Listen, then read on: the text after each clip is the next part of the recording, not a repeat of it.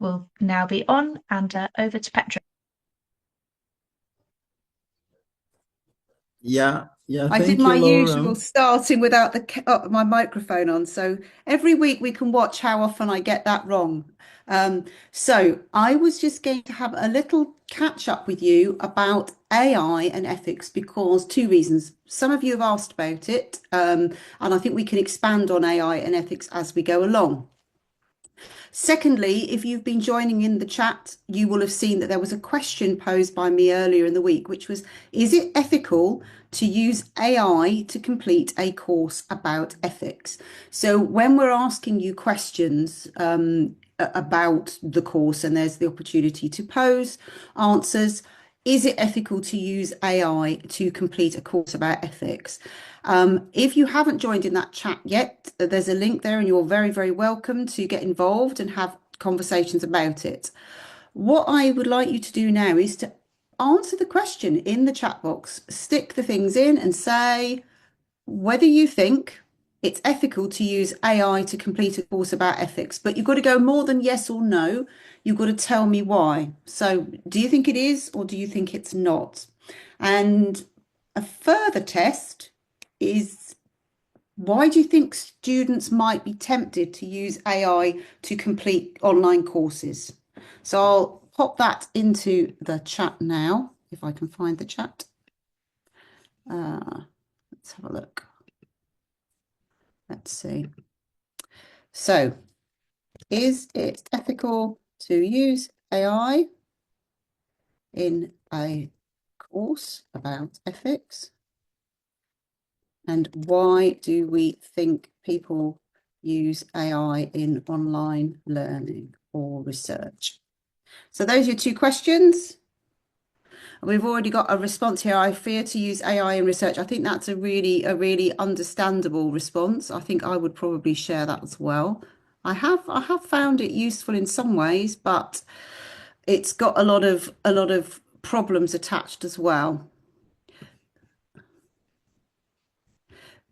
And you might also want to know how we can tell if people are using AI. So if you'd like to know that, you can use the reaction button and give me a thumbs up if you would like to know how we would know you were using AI in an online course or in writing about research. Yeah, I can see some thumbs up there. So it's another answer here from Florence saying it's not ethical because it's better to engage with the course material and maximize understandings and your obligations as a researcher. Yeah, good answer. Any other reasons why you think it might not be ethical to use AI, not just in this course or in any course, but just in research generally?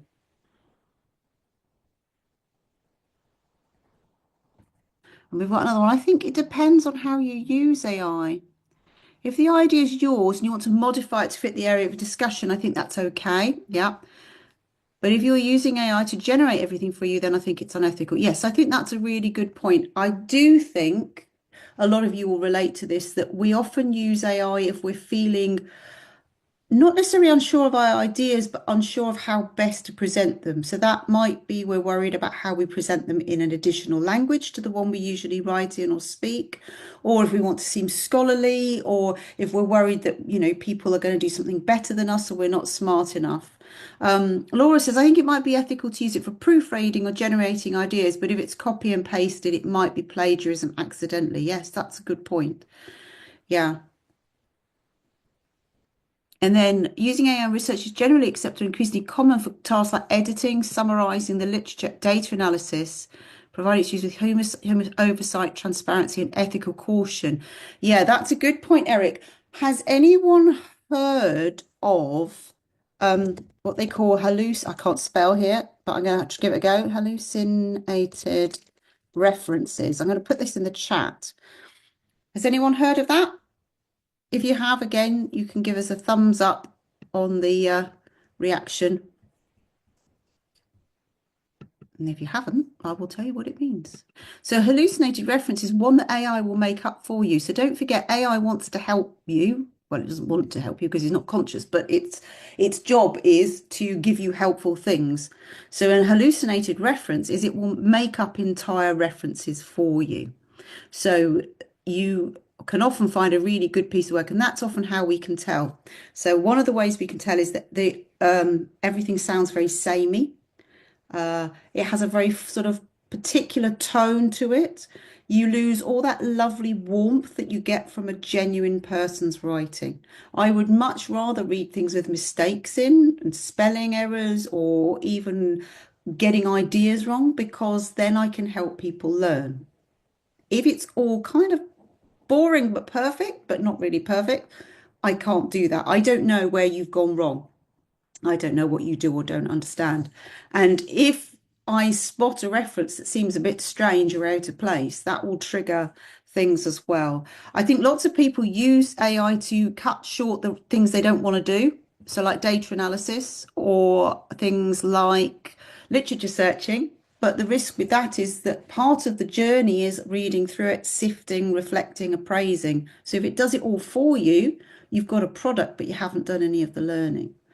And I think the other issue is that if you're going to use it for your data analysis, you've got all sorts of issues around privacy and confidentiality, and people maybe who've trusted you with their stories that you've now fed into basically a machine that feeds off all our work. So I think there's some real challenging questions that are emerging still. However, AI is all around us. We can't just say, oh, we're not going to use it, or it's just going to disappear because it won't. So, how do we use it carefully? Is it that we use it on our own work or for checking or for cross-analyzing things? I've used it for cross-analysis and it's been moderately helpful, I would say.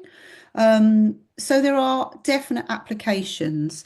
I think it's be a good tool to help sources for further literature review. I think it can be a good way to help you find literature, but also sometimes it isn't. I think it's a really, really tricky one. And maybe people would like to add to the chat if there's things they found has been particularly helpful or not. I mean, I would say for any courses you're doing for your examined work, and particularly if you're writing for journals, I would avoid it because a lot of the time they will start using AI checkers. So if they think that it's in any way been written with AI, it will be flags and potentially rejected. So I would say I would use it for cross-checking and then maybe putting back into your own words, your own ideas and things like that. But if you've got more questions about AI generally, AI and your research and your studies, obviously add them here. The biggest thing we've not mentioned is the environment. So every time we're doing AI searches, it's like pouring bottles of water away. It's hugely, hugely energy demanding. So I always feel uncomfortable with the idea that we can be doing research potentially on really vulnerable communities who perhaps are at risk of climate change and things like that, whilst also contributing it through AI. So maybe it's about prudent use of it as well. Do we need to use it for everything or just some of our stuff? So I think that's the end of our just little catch up. But don't feel you've got to agree with me because that's part of this course. Have a go at looking at that question point on the link there and see if you want to add questions, debate, join in. And more to the point, if anything else comes up through this course where you think, oh, where would AI fit? What would that mean? I'll keep trying to remember to do it, but do please prompt me as well. And I am now going to just quickly pass back to Laura for a summary for those of you who are joining us, just to talk about who has read what code. And then Ssentongo is going to talk to us in a bit more depth about the sort of history of the ethics codes, why they're important, and you can talk a bit about the codes that you've read. And then we will have the rest of the session where you got the opportunity to ask questions, because I know last week one of the big feedback things we had was people wanted more time to ask questions and chat. So anything you want to ask, if you want to get your questions in now while we're doing the rest of the learning, please feel free to. And I'm going to mute myself and probably forget myself that I've done that and pass over to Laura and Sarah. Thank you, Petra. So just a reminder, lots of people had read the Nuremberg Code. Some people had also read the Declaration of Helsinki, and the UNESCO Declaration on Bioethics are probably our most common ones, as well as the Belmont Report. Thanks, Ssentongo.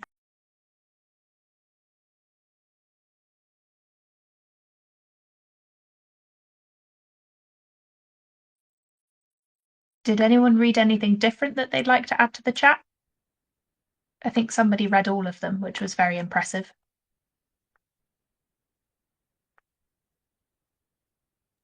I'll just add quickly while Well, we're waiting. there's Ssentongo. Oh yeah, all right. I'll say this bit after. Sorry.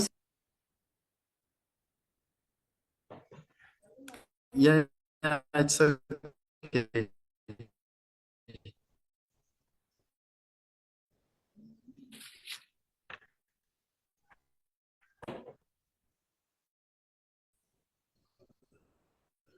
Is a connection okay? Yeah, so we've got the quick poll where everyone has given us some of the code guidelines that they've looked at. So today we're going to discuss those different codes. Laura, are you saying something?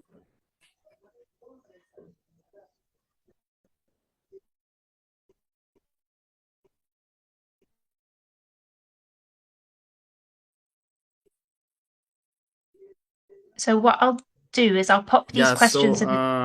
So we have a code. So we have here. So we have the results. We are seeing that 50% of the participants.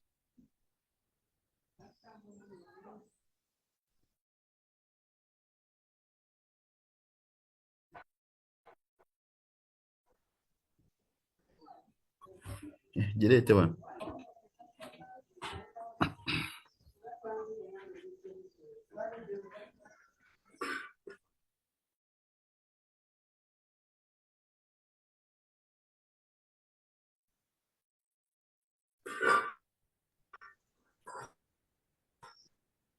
Just put the question in the chat box as well, Ssentongo. That will be helpful for us. So, so we are to discuss the different codes and guidelines and what we think about them, and then reflect on the history, where they came from, where they are needed, and how they differ. So we shall also consider how the codes and guidelines can be developed, reflecting on some critiques provided by Bokola or Inyole paper. So I suppose that some of you have looked at that paper. So we are going to also talk about it. Laura, we can move on to the next slide. Then we shall come back to that discussion.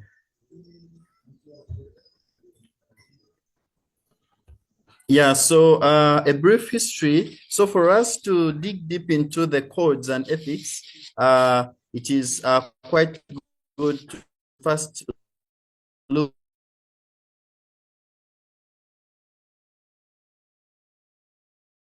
brief history. So in the first scene, evolve is an evolving process and even research ethics. So today, so in defining research, this is formalized curiosity. So research is formalized curiosity, where ethics is justification of the human action. But in the first century BC, even way beyond that, far lots of years back, so we had different experiments or research being conducted, but there were no guidelines. So in the first century BC, we have Cleopatra devised an experiment to test the accuracy of the theory that it takes 40 days for a fusion of a male fetus to fully, and 80 days for fusion of a male fetus. So this lady had servants or the handmaids that were subjected to death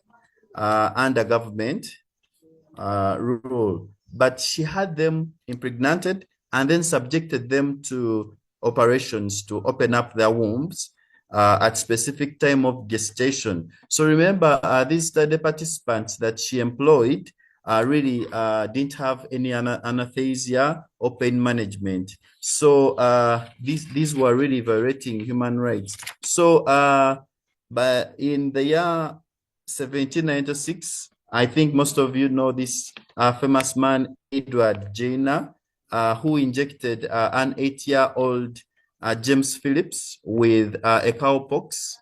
And 4 months later, he injected them with smallpox. But for him, he had wanted to discover the smallpox vaccine. So he injected the patient, the participant, with the cowpox, and then later on with smallpox. But the boy really developed immunity to smallpox. And then some of the studies by Marion Sims, he's also considered as the father of gynecology. He performed multiple experimental surgeries on enslaved African women without the benefit of anesthesia. So there were lots of pain, and then he even conducted over 30 surgeries on one study participant, but with no anesthesia, with no pain, and this was in the year, in those years. And then we also have the anti-rabies vaccine. This was developed by Louis Pasteur, who vaccinated a 9-year-old with anti-rabies vaccine. And this boy was called Joseph, and then he became a first human recipient. And then, so due to this violation of human rights, with disrespect of these persons, it led to the development of certain codes. Now, like the codes Petra, she has a code she's going to explain to us. I'm going to also share with you some code. So it led to the development of Berlin Code of Ethics in the 1900, whereby it was issued by the Parisian minister, and they guaranteed that all medical interventions, other than diagnostic, healing, immunization, now they brought in a component of informed consent, that human subjects who are minor shouldn't be involved in any research, and even research participants should first understand the consent. And then, so we can move on to the next slide. Yeah, so it later on brought to the generation of different codes that we shall look at, and some of which you've read. So, but we also had a very important issue in the World War II, whereby we had the Nazi experiments. These were German soldiers and medical workers who committed lots of atrocities on prisoners, and then they subjected them to different interventions, such as if they wanted to find out, let's say, what altitude can kill a person, or maybe what is the smallest, what temperature can kill someone, and then how to carry out certain implants, surgeries, how to do lots of things. So all these were done in those years from 1939. So it led to the Nuremberg trials. So these people were tried, these German physicians, in 1945. And then it later on brought the development of the Nuremberg Code, whereby they even brought about the informed consent, and lots of details started coming in research ethics. And then later on, so before I talk about the Declaration of Helsinki in 1964, we had the Tuskegee experiment, and this experiment was launched in the United States, whereby they had lots of participants, over 40 black men who were injected with syphilis, and therefore they went on to they didn't disclose to the study participants that they were injected with this disease, but they had just wanted to study the natural course of disease until someone dies. So they injected them with this disease and then they wanted to look at that progress of the disease until someone died. So remember, it started in 1932, but even when the drugs, the penicillin, were discovered, these participants weren't told that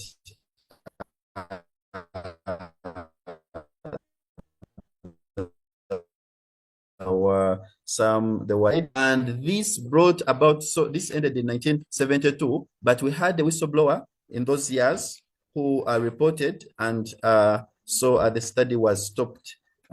Therefore, it led to the development of the Belmont report, and the Belmont report was just having over only three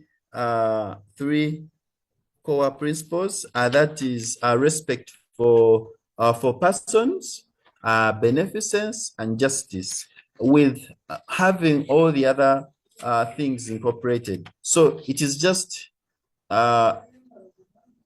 respect for persons, which has lots of details, beneficence, and justice. So then we had lots of guidelines,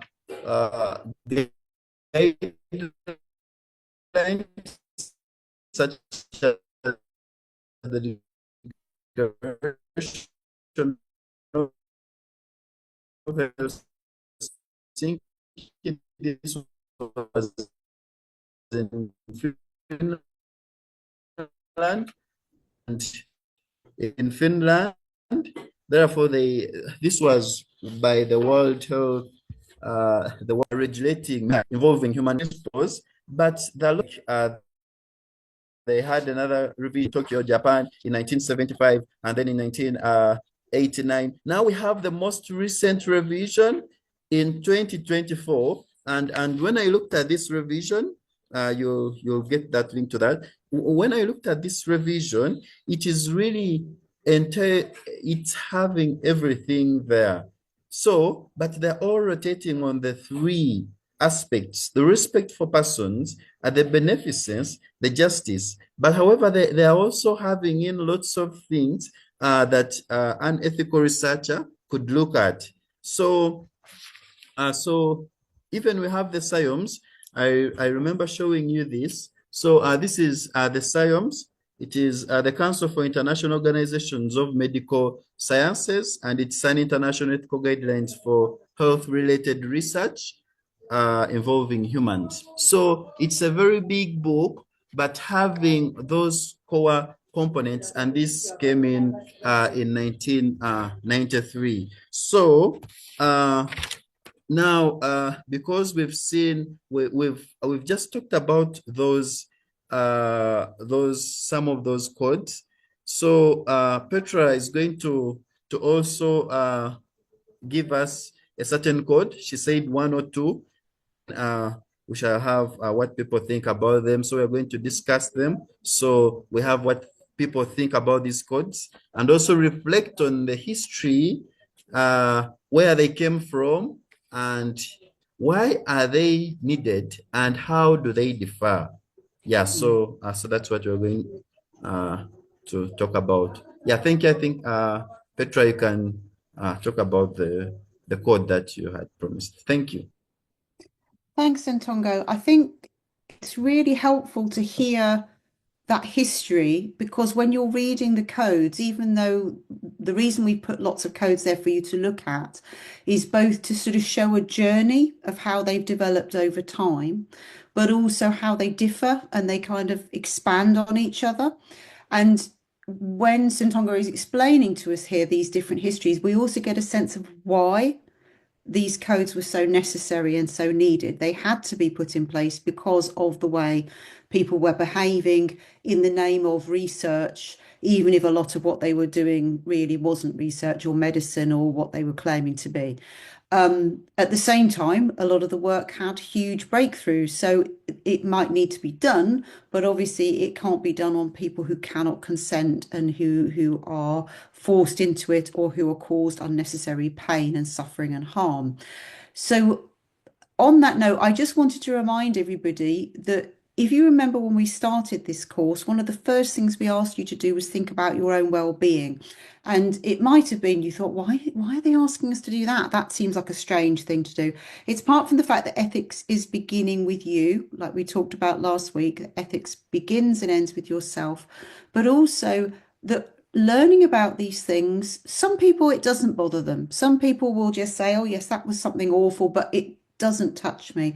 Other people, because of personal experience, history, maybe their families, maybe something in their past, just maybe the way they are as a person, finds it actually really difficult to process some of the things that were done that led to us needing to have ethical codes to begin with. So some of the examples Ssentongo said there, particularly like Marion Sims's work, I learned about him as a famous father of gynecology and technically presented as a savior of women. I didn't learn until a long time after what he also did to enslave women. And it's really difficult to hear that and work with it. So I think for any of you who are working through these codes or for the remainder of the course where we're going to revisit some of these cases and we'll flag in the learning when that's going to be, please do make use of the wellbeing resources that we've talked about, because I think it's very important that we look after ourselves. And when I was writing this course, I was acutely aware of that. You might have some thoughts about that you want to add in the chat or questions, which you're very welcome. So the reason we've given you all these codes to look at, and I would encourage you to look at them all if you can, and you've got them there to save and go back to, is just to give you a sense of things growing over time. You will also learn that some are very short and some are very long. And my favorite ethics code is the SAN code of ethics. That's SAN code of ethics. Now, some of you, I don't know if you want to stick in the chat if you've read it. I'll have a look in a minute. But the SAN code of ethics, I'm going to stick in here, and maybe Laura can link you to it.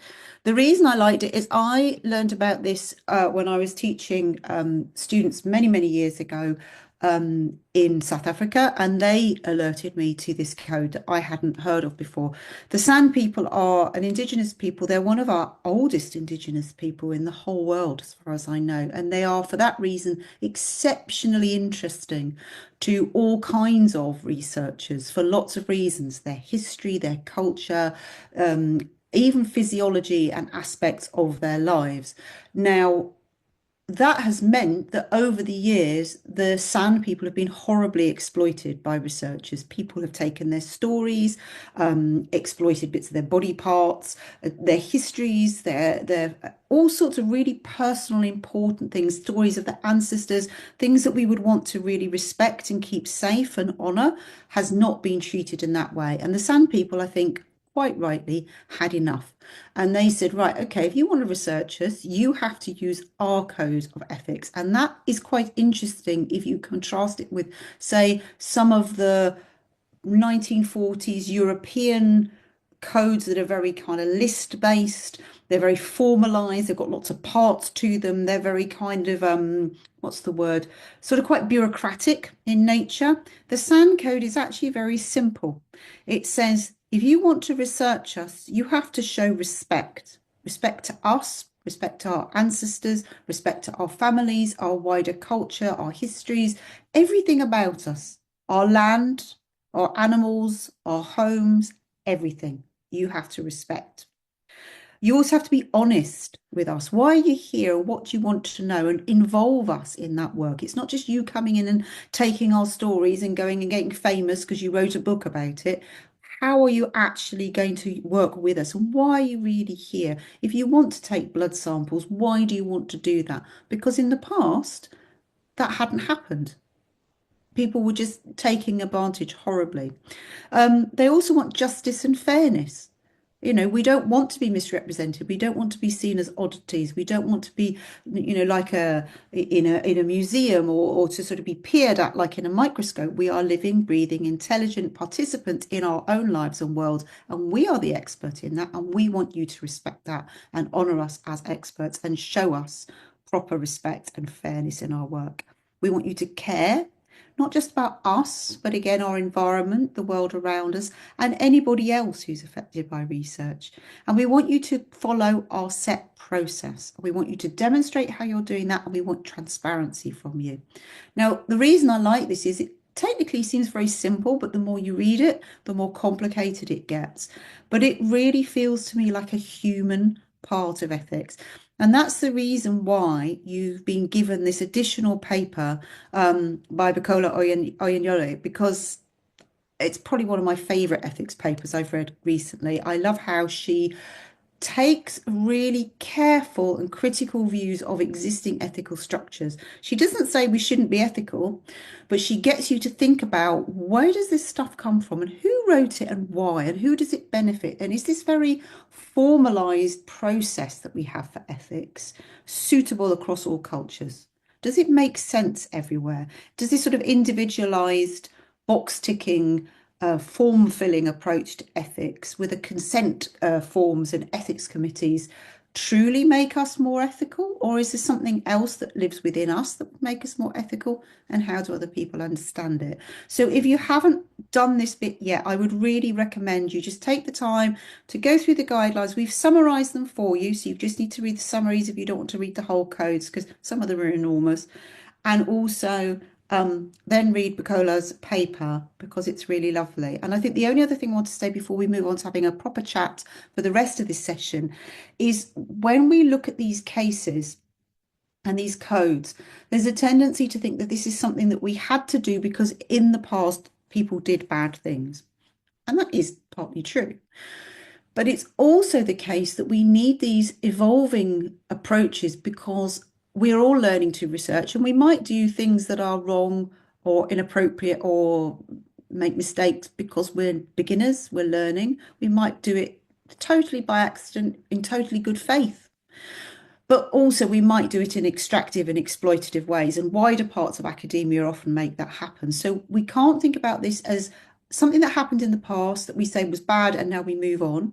It's an ongoing issue all of us must be aware of in our own practice and with other people all the time. So I think last week we were talking a bit about what do you do if you spot someone being unethical, and that's something we might want to return to. But just as a kind of reminder of current worries, some of you might have seen that America, having cut funding for a large amount of aid, are funding a Danish university who have a slightly strange approach to research, I would say, to be diplomatic, to do a study on hepatitis B in Guinea-Bissau to look at what happens with children if they are not vaccinated. And that is happening now in spite of protests. Many of us are protesting about it. So we are learning this not because awful people did terrible things in the past, although that is one thing we must hold in our hearts as we do this. It's that there are genuine risks to our communities that we might pose, but other people might also pose. And we're doing this with a very real sense of justice and fairness as we go. So those are some thoughts to leave you with. But I think now it'd be really great if you've got questions, if you've got anything else you'd like to ask about that we've studied so far in the last 2 weeks of the course, any questions, pop it in the chat and we'll see how many we can answer, and you can also answer to it as well.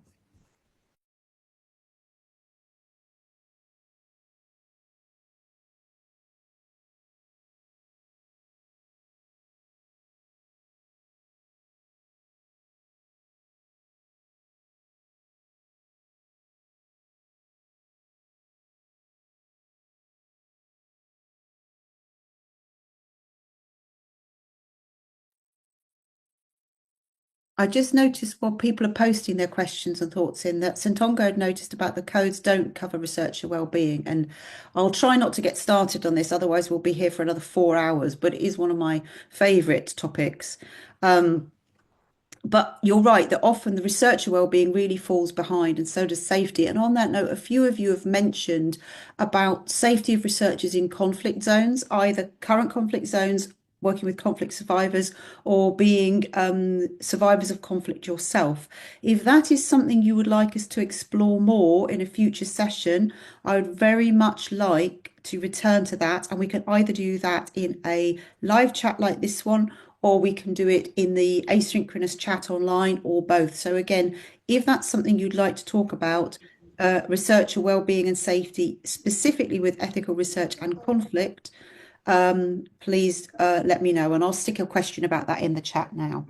I think there's some questions coming in now that Ssentongo, you might want to have a go at answering.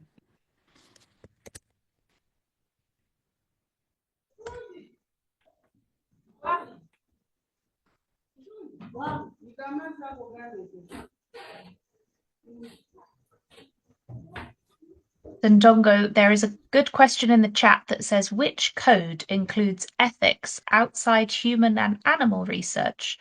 And I don't know if you want to offer us a little bit more detail in the chat, or if you ask a question, you can come on the microphone. Do you mean AI ethics? Do you mean something different? What do you mean when you mean outside of human and animal research? Or Ssentongo, have you got any ideas already? Yeah, this is really an interesting question. So they're looking for a code that is outside the ethics, the human and animal research. So this code, so we have guidelines now, but mostly a code is, so we had the Nuremberg Code that had more of that. Yeah. So they have framed well the question that of all the codes, which one of the codes highlights more on protection of researchers? So that is the Nuremberg Code of the 19, it was in 19, try to see.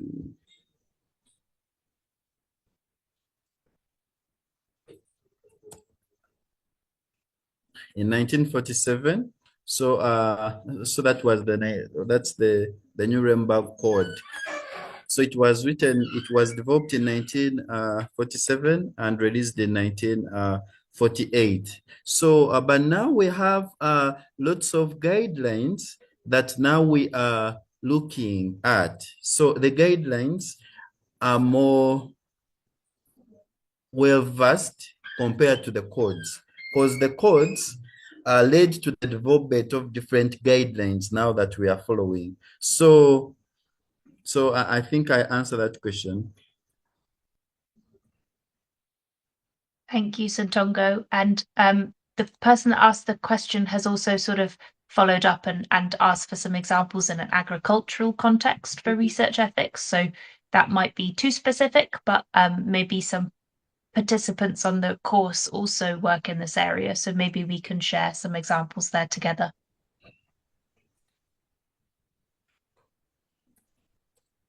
I was just going to ask in relation to agriculture ethics, and perhaps other people will be linked to this or doing similar research. If you want to pop in the chat, that might apply to animal welfare.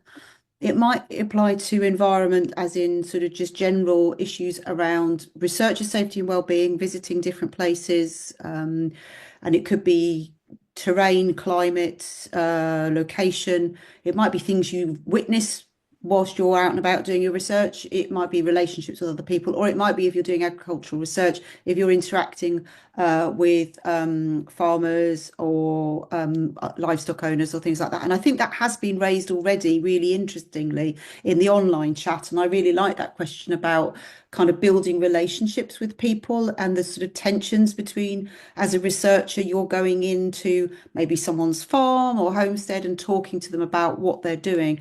I am aware of agriculture ethics around visits and about animal welfare, but I'm not sure. So I tell you what, I will have a look at that for next week as well. But if people want to ask more about that or stick some more thoughts in the chat, or maybe you're doing that work and you've got things to share, please let me know.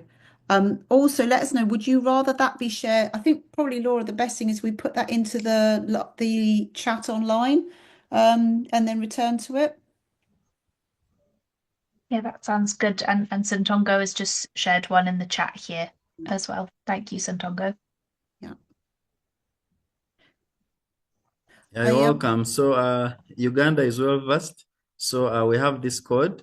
It's the ethical code of conduct for agriculture extension and advisory services providers.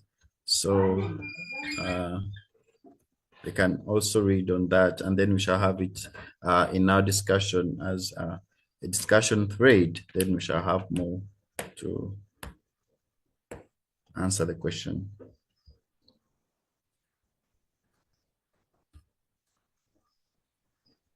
There's a couple of really great questions Yeah, for well, you. I'm Yeah. seeing Do someone.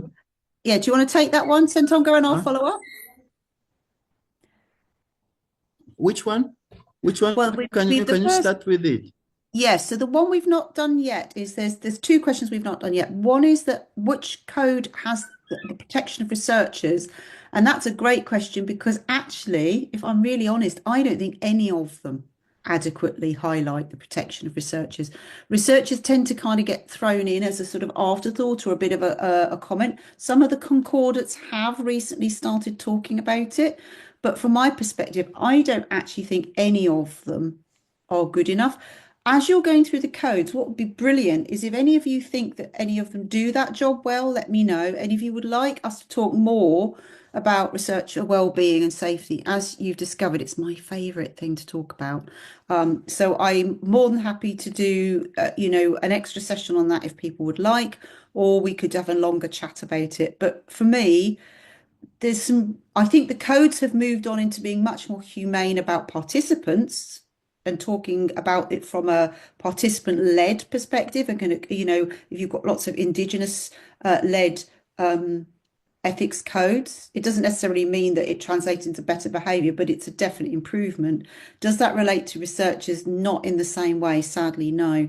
Ssentongo, I don't know if you want to add to that one, or if not, we've got a brilliant question about people following ethics and people who won't adhere to regimens and protocols, which is really, really a very topical point.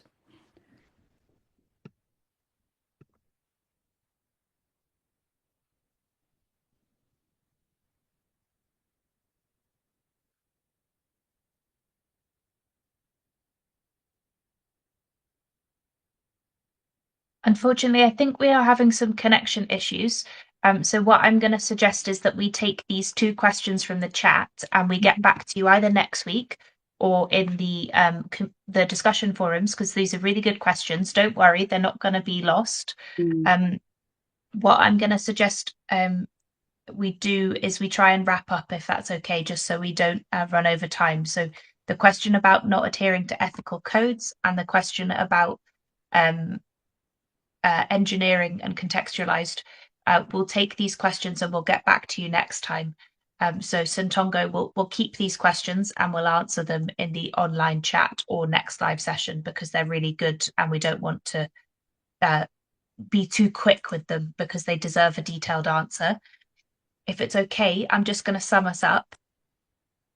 So this week you've got two books to look through, and you've also got another paper to read or a blog, and then there's a short quiz and a discussion forum. Thank you so much. It's really fantastic to see about 60 of you are engaging in the discussion forums already, and lots of you have taken the online quizzes. Congratulations to the one person who's already finished the course content. You were very speedy. But don't worry, we've still got 2 weeks to go. So if you haven't finished any of the materials, you've got plenty of time. Go at your own pace. And then we've got another live session next Friday, and we'll let you know the time when we figure out which time works best for everyone. We know that this is your evening and your afternoon for some of you. So if you do have any quick technical queries, you're welcome to pop a technical query in the chat box. We look forward to seeing you online and next week. And you're also welcome to drop into the chat box what thank you is in your language. So from me, I'm going to say tapalat in Scottish, Gaelic, and I'm also going to say muras, thank you in Cornish. So feel free to pop thank you in whichever language you like.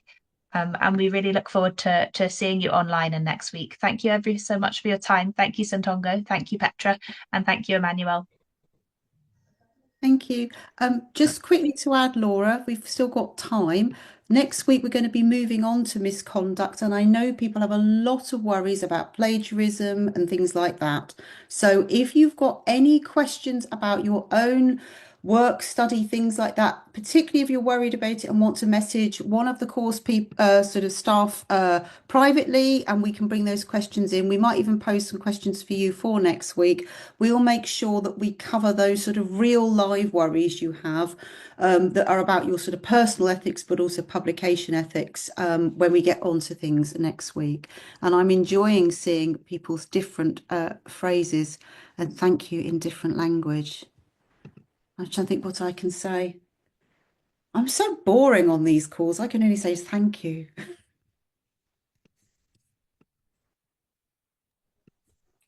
Do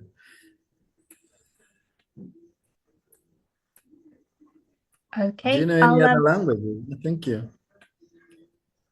Yeah, Laura, you can tell us. Yeah, thank you. I was just going to say Asante Sana, Ssentongo, and I'll try and find it in Welsh for you, Petra, so we can say thank you in Welsh. Wonderful. Yeah. Just in case anyone has any technical questions, you can pop them in the chat, but we'll end the call in just a moment. So if there's anything urgent and technical, please do let us know now. And if not, we hope you have a good rest of your day and a restful evening. We know it might be late for you, so thank you very much for joining us and sharing some of your afternoon with us. We really appreciate it. I'm going to end the call now. Thank you very much, everybody. Goodbye.